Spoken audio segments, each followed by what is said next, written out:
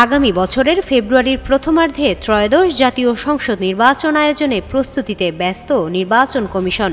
তবে এখনও বিভিন্ন ইস্যুতে একমত হতে পারেনি রাজনৈতিক দলগুলো। এরই মধ্যে পিআর পদ্ধতি ছাড়া নির্বাচনে না যাওয়ার ঘোষণা দিয়েছে জামায়াত ইসলামী সহ অন্যান্য রাজনৈতিক দলগুলো। অন্যদিকে প্রয়োজনীয় সংস্কার না হওয়া পর্যন্ত নির্বাচনে অংশ না নেয়ার সিদ্ধান্তে অনড় জাতীয় নাগরিক পার্টি। এ অবস্থায় নির্ধারিত সময়ে নির্বাচন আয়োজন নিয়ে রয়েছে শঙ্কা।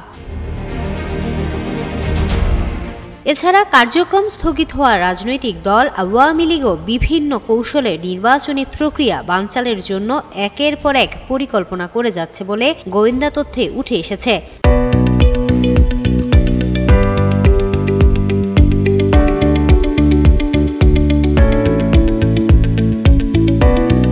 তবে সব মিলিয়ে নির্ধারিত সময়ে জাতীয় নির্বাচন অনুষ্ঠিত না হলে দেশে অস্থিরতা তৈরি হতে পারে, এমনটাই শঙ্কার কথা জানিয়েছেন যুক্তরাষ্ট্রের দক্ষিণ এশিয়া বিষয়ক বিশ্লেষক মাইকেল কুগেলম্যান। তার মতে নির্বাচন বিলম্ব বা বাতিল হলে রাজপথে বিক্ষোভ শুরু হতে পারে এবং দেশের অস্থিতিশীলতা আরও বাড়তে পারে।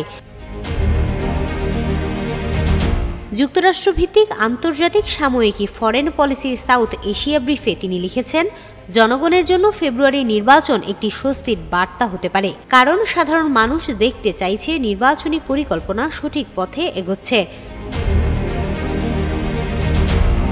কুগেলম্যান আরও উল্লেখ করেন, গত মাসে অন্তর্বর্তী সরকার 1 বছর পূর্ণ করেছে। অর্থনৈতিক চাপ ও আইনশৃঙ্খলা পরিস্থিতির কারণে সরকারের প্রতি মানুষের অধৈর্য বেড়ে গেছে। ঢাকায় তার সাম্প্রতিক আলোচনায় উঠে এসেছে কিছু গুরুত্বপূর্ণ মহল নির্বাচন বিলম্বিত করার পক্ষে থাকতে পারে। এদের মধ্যে নতুন রাজনৈতিক দল ও অন্তর্বর্তী সরকারের কিছু সদস্যও রয়েছেন।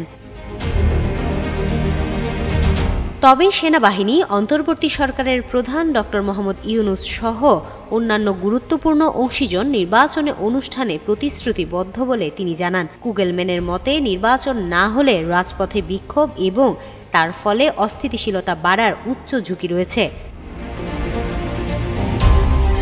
হিমাতুল জান্নাত, যুগান্তর নিউজ।